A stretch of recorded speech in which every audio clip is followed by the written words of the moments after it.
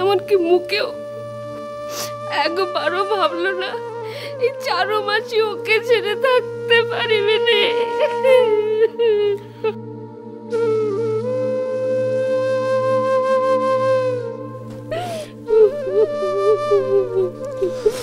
চারু মাসি মু কতটা জার্নি করে আসিলি হও তমে কাহিকি মুখে তোমারও ঘর আঁকড়ে পড়ে থাকতে হচ্ছে, কাহিকি মুতে একবার কলকাতা একবার সম্বলপুর করতে হচ্ছে। কেননা যদি তুমি আসো, যদি তুমি এসে কাউকে না পেয়ে চালিয়ে যাও, এই জন্য এই বুড়ো বয়সে আমাকে এত ছুটাছুটি করতে হচ্ছে। তা না হলে তো আমি কোনো তীর্থস্থানে গিয়ে থাকতে পারতাম।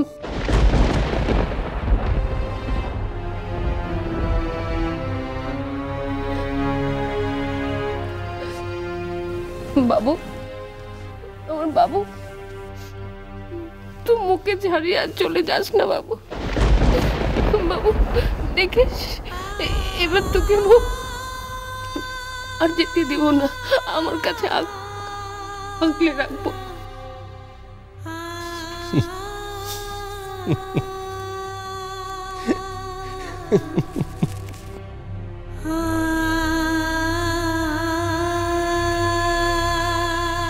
হাসছিস তুই বাবু? হ্যাঁ, মোর কথা শুনে তোর হাসি পেল? তুই মনে মনে ঠিক করে জানিস কি একদিন তুই পলায় যাবি।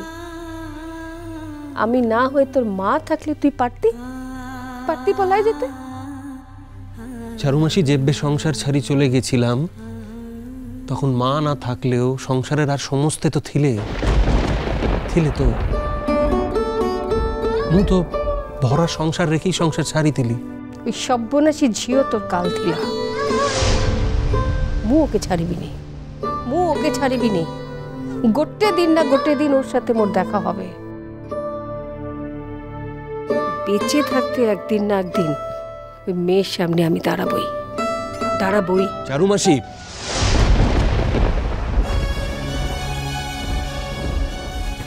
চারু মাসি মু চাহে না মোর ব্যক্তিগত জীবন নিয়ে কেউ কথা বলুক বা কোনো কথা হোক।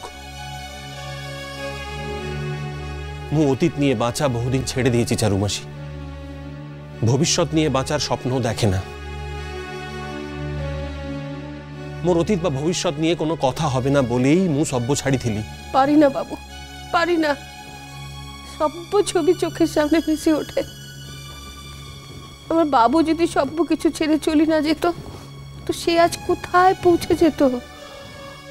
আরে রাজ করছে তো সে, রোজ দেখতে পাই, খবরের কাগজে ছবি বেরোচ্ছে, টিভিতে দেখা যায়, পুরস্কার পাচ্ছে, পুরস্কার দিচ্ছে। আমার বাবু যদি স্বেচ্ছায় সবকিছু ছেড়ে না দিত তাহলে তার চারু মাসি আমি ভেবেছিলি পাকাপাকি ভাবে দেশ ছাড়ার আগে কটা দিনের জন্য কলকাতায় থেকে যাব।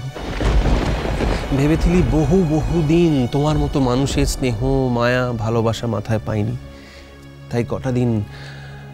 কিন্তু চারু মাসি তুমি যদি তা না চাহো তবে বাবু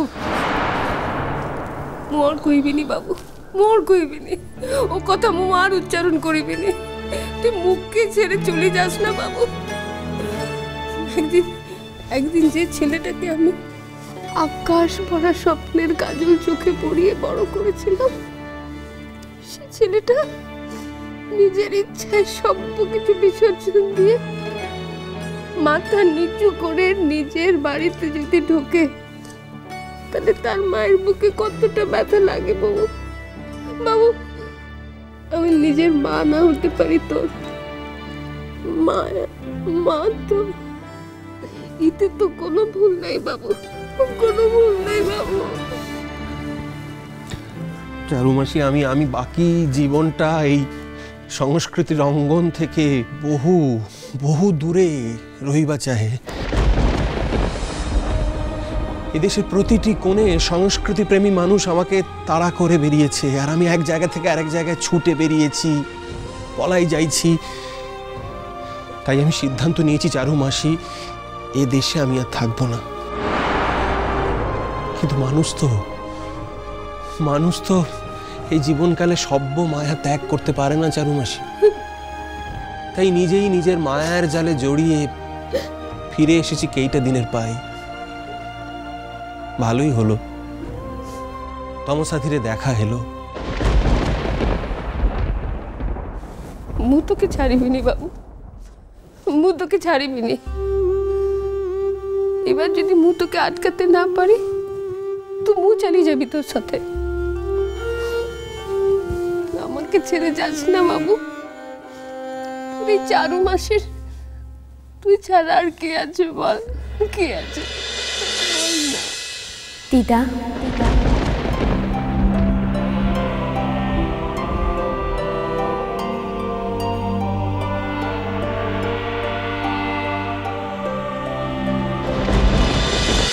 জানো তো ঠাকুরপো, খুব বড় একটা ফাংশন হচ্ছে। অমর তো পারি গান গাইবে বলে সেখানে নাম লিখিয়েছে। আমার যে কি আনন্দ হচ্ছে তাতে। দেখো বৌদি, পারি তো কোনো কিছু ঠিক নেই, শুধু শুধু লোক না হাসায়। মন ভালো থাকলে ভালো করে গাইবে, আর মন ভালো না থাকলে না গো, না না না, পারি আমার গা ছুঁয়ে কথা দিয়েছে, সে খুব ভালো করে গান করবে। না না, অমর তো এত চেষ্টা করছে, পারি যাতে গানটা গায় সে চেষ্টা করতে হবে আমাদের। জানো, এই সময় না আমার একটা মেয়ের কথা খুব মনে পড়ে। তুই চোখে আমার শুধু ওর মুখটা ভাসে। পারির ক্ষেত্রে ও যে অসাধ্য সাধন করেছিল, আমরা তো কেউ তা পারিনি। মেয়েটা যে শুধুই ভালোবাসতো তা তো নয় ঠাকুরপো, তার যে অসীম ধৈর্য ছিল। বাবা, এত সকাল সকাল কোথায় বেরোচ্ছ? আসলে কদিন নীলের সাথে ছিলাম তো, তাই অনেকগুলো কাজ জমে গেছে। আজ একটা স্কুলের এক বর্দির সাথে দেখা করতে যাচ্ছি। শুনেছি তিনি নাকি আবার খুব একরোখা, সময় মানে সময়। দেখি দেখা করে যদি একটা অর্ডার বের করতে পারি, সেই জন্যই বেরোচ্ছি। হ্যাঁ রে ছোটন, এত জায়গায় তো গেলি, মেয়েটার একটা খোঁজ কোথাও? না শোনা চিঠি খুঁজে পেলে কি আর বলতাম না? পুলিশও খুঁজছে, খুঁজছে না তা কিন্তু নয়। মেয়েটা কি উবে গেল নাকি, তাও তো বুঝতে পারছি না গো। সে যখন উড়ের সাথেও যায়নি।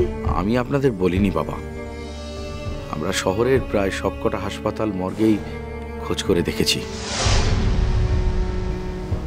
কোথাও পাওয়া যাচ্ছে না। এদিকে পুলিশ তো প্রায় রোজই আমাদের ডেকে পাঠাচ্ছে শনাক্ত করার জন্য, কিন্তু প্রত্যেকদিনই আমরা হতাশ হচ্ছি।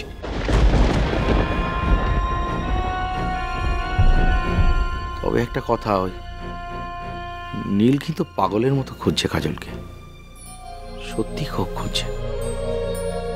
একটা কথা আমি বুঝতে পারছি না, তোমরা যখন থানায় ছবি দিয়ে এসছো তখন তোমাদের ডেকে নিয়ে অন্য অন্য সব মেয়েদের দেখাচ্ছে কেন? না না, অনেক সময় ওই চেহারা বা মুখে একটু মিল থাকে তো, তাই ছবি দেখে হয়তো ওদের মনে হচ্ছে, তাই জন্যই আমাদের ডেকে পাঠাচ্ছে। কি হবে যে সেটাই তো বোঝা যাচ্ছে না। হবে বলতে, কাজলের বাড়ির লোক আর চুপচাপ বসে থাকবে না, বসে নেই, ওরাও ওদের মতো করে খুঁজে বেড়াচ্ছে, আবার আমাদের বাড়িতে আসবে। আর এবার যদি এসে কাজলকে ওরা না পায়, তাহলে তবে অবশ্য বাবা, আপনার মেজো ছেলের টাকার জোর আছে তো, সেই দিয়ে হয়তো পুলিশের মুখও বন্ধ করেও দিতে পারে। সাত সকালে হঠাৎ কি হলো?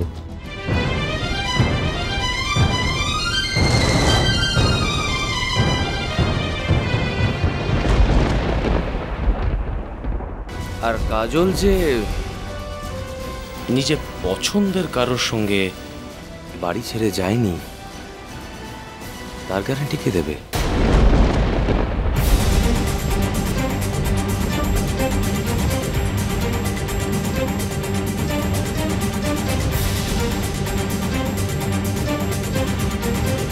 শুভ, এ তুই কি কথা বললি বাবা? হ্যাঁ,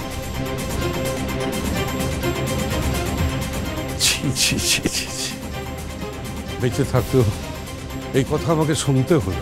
হ্যাঁ,